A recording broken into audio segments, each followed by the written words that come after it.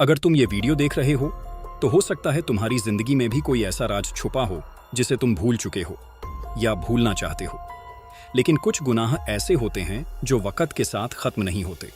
वो चुपचाप इंतजार करते हैं और सही वक्त आने पर आईने के उस पार से तुम्हें देखने लगते हैं।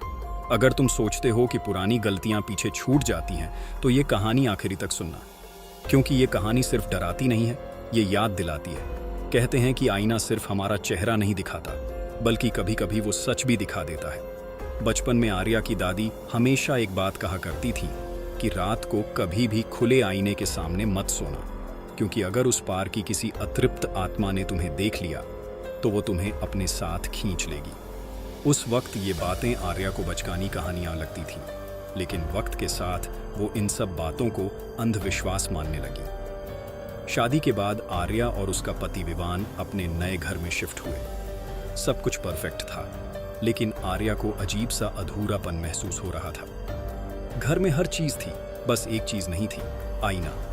आर्या ने विवान से कहा कि उसे एक पुराना एंटीक आईना चाहिए, कुछ ऐसा जो आम आईनों से अलग हो। इसी तलाश में दोनों बंजारा मार्केट पहुंचे। मार्केट में बहुत कुछ था, लेकिन आर्या को जो चाहिए था वैसा आईना कहीं नहीं मिल रहा था। तभी अचानक एक बंजारन उसके सामने आकर खड़ी हो गई। उसने कहा कि उसके पास एक बेहद खास आईना है जो सिर्फ आर्या के लिए संभाल कर रखा गया है। उसकी आवाज अजीब थी, आंखें जैसे कुछ छुपा रही हों। वो उन्हें अपनी दुकान पर ले गई, जहां हल्की रोशनी, अगरबत्ती की तेज गंध और एक भारी सा माहौल था।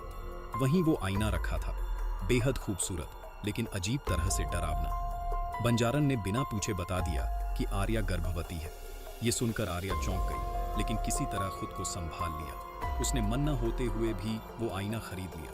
घर आकर आईना नीचे स्टोर रूम में रख दिया गया, लेकिन उस रात आर्या को चैन नहीं मिला। बार बार उसका ध्यान उसी आईने की तरफ जा रहा था। सुबह जब उसकी आंख खुली तो उसके सामने वही आईना खड़ा था और आईने के अंदर किसी की परछाई।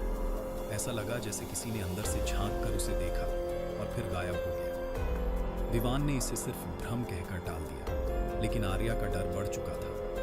उसी दिन पूजा के दौरान दिया नहीं जला और अचानक मंदिर में आग लग गई। किसी तरह आग बुझाई गई, लेकिन आर्या के कानों में एक छोटे बच्चे के दौड़ने की आवाज गूंजने लगी। जब उसने कमरे में जाकर देखा तो उसे महसूस हुआ जैसे कोई परछाई दौड़ते हुए आईने के अंदर समा गई। रात के ठीक 12 बजे बिजली चली गई, कमरे में अंधेरा छा गया। तभी आईने से एक फुसफुसाती हुई आवाज आई, twinkle twinkle little star. Arya की रूह कांप गई।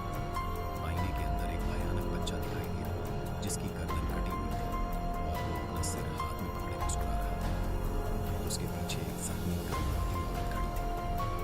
अगले ही पल वो आईने से बाहर निकल आई। आर्या चीखना चाहती थी, लेकिन आवाज गले में अटक गई। तभी उस औरत ने अपना घूंघट हटाया और आर्या सन्न रह गई। वो वही बंजारन थी। उसने बताया कि सालों पहले आर्या ने नशे में गाड़ी चलाते हुए एक गर्भवती औरत और उसके बच्चे को कुचल दिया था। वही औरत और बच्चा आज आईने के उस पार कैद थे।